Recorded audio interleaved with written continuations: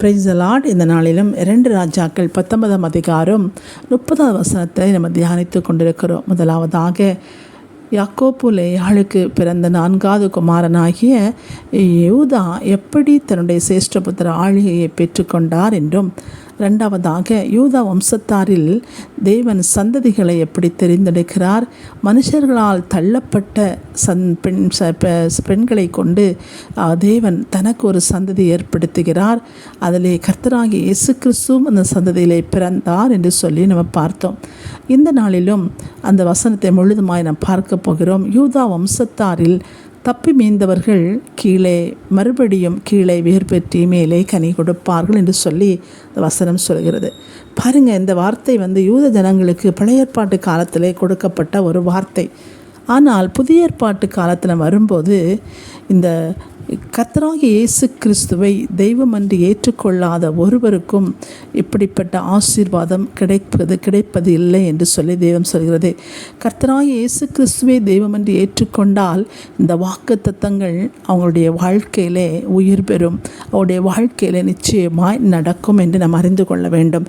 அப்படி இல்லாதபடி ஏதோ பழைய ஏற்பாட்டில் சொல்லிட்டாரு, அதனால் நமக்கும் அந்த மாதிரி நடந்துரும் அப்படி என்று நாம் நினைத்தோமானால் அது நமக்கு சரியான ஒரு பதிலாக இருக்காது. பாருங்கள், பழைய பாட்டில் உள்ள ஜனங்களிடத்தில் கர்த்தர் சொல்கிறார். அந்த மல்கியா 4ஆம் அதிகாரம் கடைசி வசனம் வரும்போது அவர் சொல்கிறார், கர்த்தராகிய இயேசு கிறிஸ்துவை தெய்வம் என்று அறிக்கை பண்ணாத அந்த ஜனங்களுக்கென்று ஒரு நாள் வரப்போகிறது. அந்த நாள் சூளை எரிகிற போல் அந்த நாட்கள் இருக்கும், அக்கினினாலே அந்த நாட்கள் பட்சிக்கிற ஒரு நாட்களாக இருக்கும் என்று சொல்லியும், அந்த நாட்களிலே பார்த்திங்கன்னா வேரையும் கொப்பையும் சுட்டரிக்கும் என்று சொல்லி வேதவசனம் சொல்கிறது. கர்த்தராகிய இயேசு கிறிஸ்துவின் நாளிலே அவரை ஏற்றுக்கொள்ளாத யாராக இருந்தாலும், யூதர்களோ கிறிஸ்தவர்கள் என்று சொல்கிறவர்களோ மற்ற மதத்தினரோ தேவனை ஏற்றுக்கொள்ளாதவர்களோ யாராயிருந்தாலும் அவர்களுடைய வேரையும் கொப்பையும் அக்கினி சுட்டரிக்கும் என்று சொல்லப்பட்டிருக்கிறது. கர்த்தராகிய இயேசு கிறிஸ்துவினுடைய கோபாக்கினிக்கு அது ஒப்பு கொடுக்கப்படும் என்று சொல்லப்பட்டிருக்கிறது.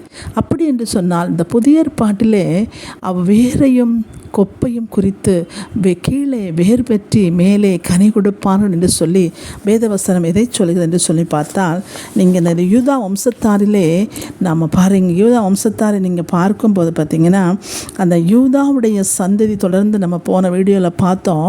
அந்த யூதாவுடைய சந்ததியில் கடைசியில் வரும்போது ஈசா என்கிற ஒருவர் பிறக்கிறார். அந்த ஈசாய்க்கு தாவீது பிறக்கிறார். அந்த தாவீதின் சந்ததியிலே இயேசு கிறிஸ்து வருகிறார். தாவீதின் வேர் என்று சொல்லி வேதவசனம் சொல்கிறது.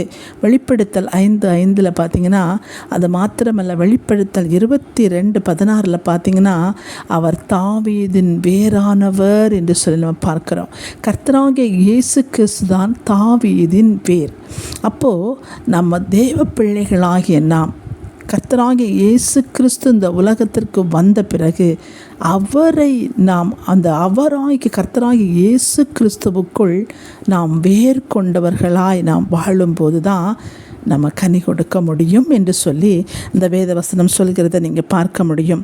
கொலோசியர் 2:6 என்ன சொல்கிறது என்று சொன்னால், இயேசுவின் மேல் ஒருவன் அவர் மேலே வேர் கொண்டவராய், கர்த்தராகிய இயேசு கிறிஸ்து மேலே நம்ம வேர் கொண்டவர்களாய் இருந்தால் நம்முடைய வாழ்க்கையிலே நாம் கனி கொடுப்பவர்களாய் நாம் மாறுவோம் என்று சொல்லியும் வேதவசனம் சொல்கிறத நம்ம பார்க்கிறோம். பார்க்க தேவ பிள்ளைகளாகிய நாம் கர்த்தராகிய இயேசு கிறிஸ்துவுக்குள் வேர் கொள்ள வேண்டும்.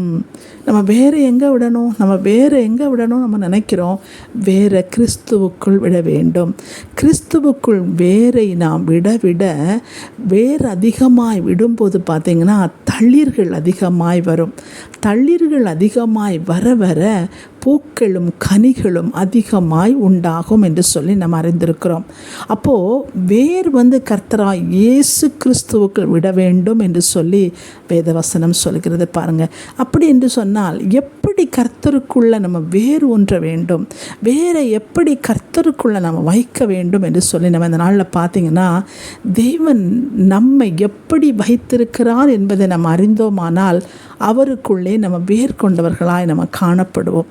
தேவன் நம்ம எப்படி வைத்திருக்கிறார் என்று சொல்லி நாம் நினைத்தோமானால் அவருக்குள்ளே வேர் கொண்டவர்களாய் நாம் காணப்படுவோம். பாருங்கள், அவர் வேத வசனம் சொல்கிறது, எபேசியர் புஸ்தகம், கொலேசியர் புஸ்தகம், யோவான் புஸ்தகம், பேதுரு புஸ்தகங்களில் நீங்கள் வாசிக்கும் போது வேத வசனம் என்ன சொல்கிறதுன்னு சொன்னால், தேவன் நம்மை முன்னறிந்திருக்கிறார். உலக தோற்றத்துக்கு முன்பாகவே நம்மை முன்னறிந்திருக்கிறார். உலக தோற்றத்துக்கு முன்பாகவே நம்மை முன்குறித்திருக்கிறார். உலக தோற்றத்திற்கு முன்பாகவே நம்மை நீதிமான் ஆக்கியிருக்கிறார். உலக தோற்றத்துக்கு முன்பாகவே அவருடைய பிள்ளைகளாய் நம்மை வரைந்து வைத்திருக்கிறார். உலக தோற்றத்துக்கு முன்பாகவே நம்மை சகல ஆசீர்வாதங்களினாலும் நம்மை ஆசீர்வதித்திருக்கிறார்.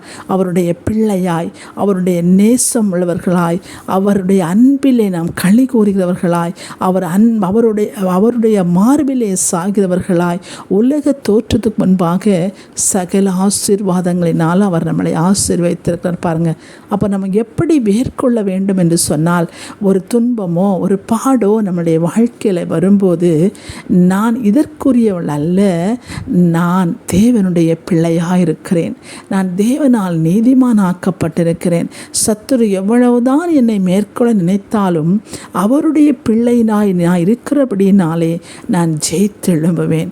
என்னுடைய வாழ்க்கையில் எவ்வளோ துன்பம் வந்தாலும் என்னை நேசித்து அன்பு செலுத்துகிற ஒருவர் இருக்கிறார், அவருக்குள் நான் இருக்கிறபடினாலே. எபேசியர் புஸ்தகத்தில் நீங்கள் வாசிங்கன்னா அவர் என்ன சொல்கிறார், நாம் கிறிஸ்துவுக்குள் இருக்கிறோம். அவர் சொல்கிறார், சகல உன்னதத்திலே ஆவிக்குரிய சகல ஆசீர்வாதங்களினாலும் நம்மை ஆசீர்வதித்து வைத்திருக்கிறார். இந்த உன்னதத்திலே பிதாவுடைய வலது வாரிசத்தில் இருக்கிற அந்த கிறிஸ்துவுக்குள்ளாய் நாம் அவருடைய சரீரமாகிய அவயமாக இருக்கிறபடினாலே அந்த சரீரமாகிய அவயங்களுக்கு சகல ஆசீர்வாதங்களையும் அவர் ஏற்கனவே வைத்திருக்கிறார். என்று நாம் ரட்சிக்கப்பட்டோமோ அன்றே நாம் அவருடைய ஆசீர்வாதத்துக்கு உரியவர்களாய் காணப்படுகிறோம். அப்போ வேறு நம்ம எப்படி விடணும் அப்படின்னு சொன்னால், அப்படிப்பட்ட ஒரு எண்ணம் நம்முடைய வாழ்க்கையில் வரணும். பாருங்கள், வேதனை வரும்போது நான் தேவனுக்குள்ளாக இருக்கிறேன், நான் உன்னதத்திலே அவருடைய சரீரத்தின் அவயமாக இருக்கிறேன், சத்துரு என்னை மேற்கொள்ள முடியாது, அவருடைய இரத்தத்தினாலே நான் நீதிமானாக்கப்பட்டிருக்கிறேன். அவர் சொல்லுகிறார், என்னோடு எப்போதும் என்னோடு இருக்கிறாய், என்னுடையதெல்லாம் உன்னுடையதே என்று சொல்கிறார். எனக்கு இப்படிப்பட்ட வார்த்தைகளை சொல்வது யார்? என்னை உண்டாக்கின தேவன்.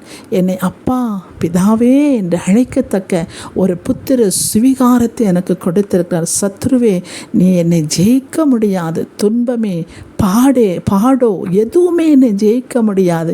ஏன் என்று சொன்னால், நான் அவருக்குள் இருக்கிறேன், நான் கர்த்தராகிய இயேசு கிறிஸ்துவுக்குள் இருக்கிறேன், அவருக்குள் நான் இணைக்கப்பட்டிருக்கிறேன், செடியாகி அவருக்குள் கொடியாய் நான் இணைக்கப்பட்டிருக்கிறேன். இப்படிப்பட்ட வார்த்தைகளினாலே நாம் அவருக்குள் வேர் கொள்ள வேண்டும். பார்த்திங்கன்னா, வேதனைகள் வரும், துன்பம் வரும், பாடு வரும், என்ன வந்தாலும் நம்மளுடைய எண்ணங்கள் எப்படி இருக்க வேண்டும்? கிறிஸ்துவுக்குள் வேர் கொண்டவர்களாய், கிறிஸ்துவுக்குள் ஆழமாய் நம்முடைய வேரை விடுகிறவர்களாய், எந்த சூழ்நிலையிலும் என்னை அவன் எடுக்க முடியாது, நான் கிறிஸ்துவுக்குள் என் வேரை பிடுங்க முடியாது, நான் என்னுடைய வேரோ கிறிஸ்துவுக்குள் இருக்கிறது, அந்த கண்மலைக்குள் இருக்கிறது என்கிற அந்த வைராக்கிய எண்ணம் இருக்குது பாருங்கள். அந்த எண்ணத்தினாலே நம்ம வாழும்போது, சோறு வரும்போது நம்முடைய எண்ணமெல்லாம் அவருக்குள் நாம் வேறு கொண்டிருக்கிறோம். கிறிஸ்து யார்? அந்த கண்மலை யார்? அவரிடத்திலிருந்து ஒருவர் பறிக்க முடியுமா? அவரிடத்திலிருந்து ஒருவன் என்னை இழுத்துக்கொள்ள முடியுமா? சத்துருவால் என்னை ஜெயிக்க முடியுமா? நான் இருக்கிற தெய்வம் எப்படிப்பட்டவர் என்கிற ஆழத்துக்குள்ளாய் நம்ம வேர்களை நம்ம விடணும். பாருங்கள், நம்ம வேரை விடும்போது தான் நம்முடைய வாழ்க்கையில் தளிர்வுண்டாகும். தளிர் அதிகமாய் வர வர நம்முடைய வாழ்க்கையிலே அதிக கனிகள் கொடுப்பீர்கள் என்று வேதவசனம் சொல்கிறது. பாருங்கள், கனிகள் என்று சொன்னால் உடனே ஆவிக்குரிய கனிகள் அப்படின்னு சொல்லி உடனே நினச்சிடக்கூடாது. பார்த்திங்கன்னா, கனிகளை குறித்த வேதவசனம் என்ன சொல்கிறது? சங்கீதம் 1:3 பார்த்திங்கன்னா, அவன் தன் காலத்தில் தன் கனியை தந்து இலை உதிராத மரத்தை போல இருப்பான்.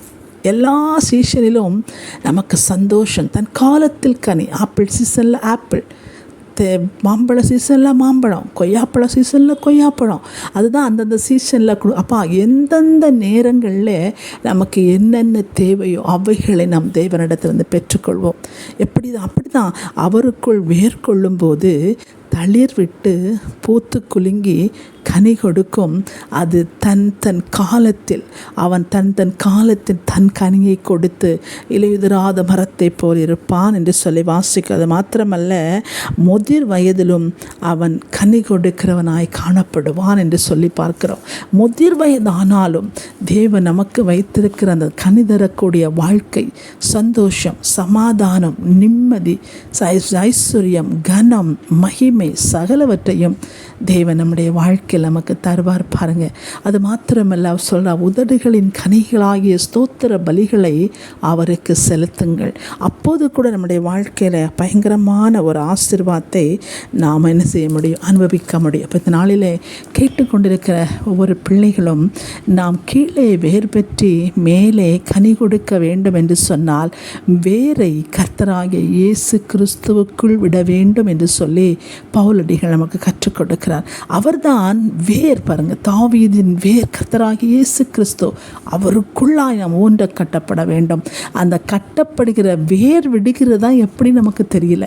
அந்த வேர் விடுகிறத மாத்திரம் நம்ம அறிந்து கொண்டோம் என்று சொன்னால் எல்லா சூழ்நிலையிலும் அவருக்குள் நாம் வேறு கொண்டவர்களாய் வாழ்ந்து நம்முடைய வாழ்க்கையிலே கனி கொடுக்கிறவர்களாய், ஆசீர்வாதத்தை கொடுக்கிறவர்களாய், பெறுகிறவர்களாய், தேவ அன்புக்குள் நிலைத்திருக்கிறவர்களாய் நாம் வாழ்வோம்.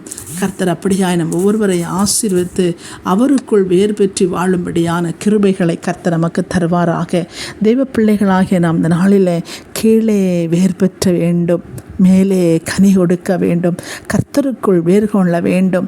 நான் நீதிமானுடைய பிள்ளை, நான் நீதிமான் ஆக்கப்பட்டிருக்கிறேன், நான் அவருடைய பிள்ளையாய் ஆக்கப்பட்டிருக்கிறேன், அவருடைய சுதந்திரவாளியை ஆக்கப்பட்டிருக்கிறேன், அவருக்கு சுவிகார புத்திரனான ஆக்கப்பட்டிருக்கிறேன், பிதாவுடைய வலது பாரசத்தில் இருக்கிற கிறிஸ்துவின் சரீரத்தின் அவயமாய் நான் இருக்கிறேன், அவருடைய இரத்தத்தினாலே மீட்கப்பட்டிருக்கிறேன். இப்படிப்பட்ட காரியங்களினாலே நீங்கள் உங்களுடைய வாழ்க்கையில் நீங்கள் வேரை விடும்போது அதனுடைய கனிகளை நாம் புசிக்கிறவர்களாய் மாறுவோம். அப்படியா நம்முடைய வாழ்க்கையில் மிகுந்த கனிகளை கொடுப்போம். கர்த்தர் உங்களை வாழ்க்கையை ஆசீர்வதிப்பாராக. ஆமேன்.